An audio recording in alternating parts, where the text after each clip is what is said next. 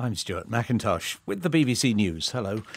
Satellite images suggest Russia is burning off large amounts of natural gas at a facility near its border with Finland.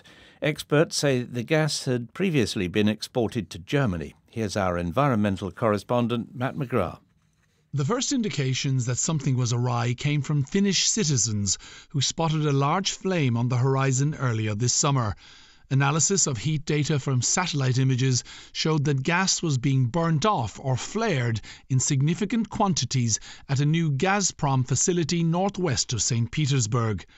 A team at Rystad Energy, an independent research firm based in Norway, who've been monitoring the flare, say it's burning around $10 million worth of gas every day while pumping out 9,000 tons of carbon dioxide. A judge in Florida has ordered the U.S. Justice Department to release a redacted version of the affidavit that convinced him to approve the warrant to search former President Donald Trump's home in early August. The redactions are intended to shield aspects of the evidence that give the Justice Department reason to seek the warrant. The FBI search is part of an investigation into whether Mr. Trump illegally removed documents when he left the White House. He's denied any wrongdoing. The former federal judge, Nancy Gertner, says she's surprised at the ruling.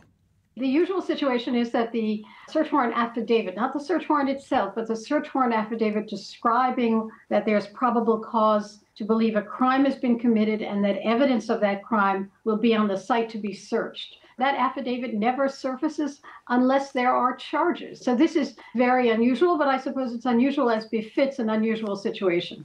The U.S. prosecutor investigating whether Donald Trump illegally tried to overturn the result of the 2020 presidential election in the state of Georgia is seeking to compel more of the former president's allies to testify. Fannie Willis has asked a judge to order Mr. Trump's former chief of staff and his former lawyer to appear before a special grand jury. During a visit to Algeria, the French President, Emmanuel Macron, has said that the two countries should move beyond their painful shared history and look to the future. At a joint news conference with his Algerian counterpart, Mr. Macron announced a joint Franco-Algerian Commission of Historians would be set up to study archives on French colonial rule in Algeria. President Tebboune said he hoped the visit would open up new perspectives. I've discussed with President Macron all the aspects of bilateral cooperation and the means to boost it. We have agreed to build an exceptional and inclusive partnership with the principles of mutual respect, trust and power balance between the two countries. This is the World News from the BBC. President Zelensky of Ukraine has said that Europe was one step away from a radiation disaster because of Russia when crucial electricity supplies to the Zaporizhzhia nuclear plant were interrupted earlier. Ukrainian officials said a fire had interfered with overhead power cables. The UN's nuclear watchdog said supplies had now been restored. A BBC investigation has found evidence that some businesses in Egypt are discriminating against women wearing the hijab. It suggests a major property developer is refusing to sell holiday homes to families with women wearing the Islamic veil. An undercover reporter seeking to buy property from a prominent developer, La Vista, was turned down 6 times when he said his wife wore the hijab.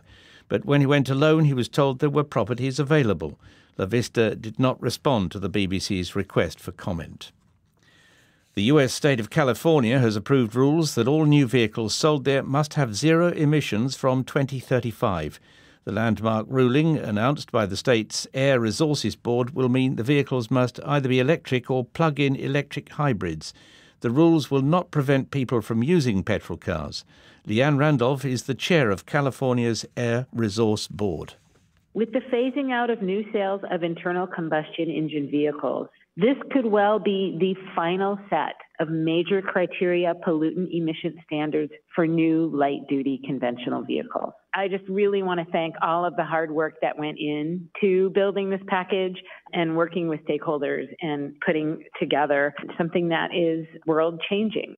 The former Brazilian President, Luiz Inácio Lula da Silva, has said he'll bring in new measures to tackle government corruption if he wins October's presidential election. The left-wing candidate is currently leading his rival, the right-wing incumbent Jair Bolsonaro, in opinion polls.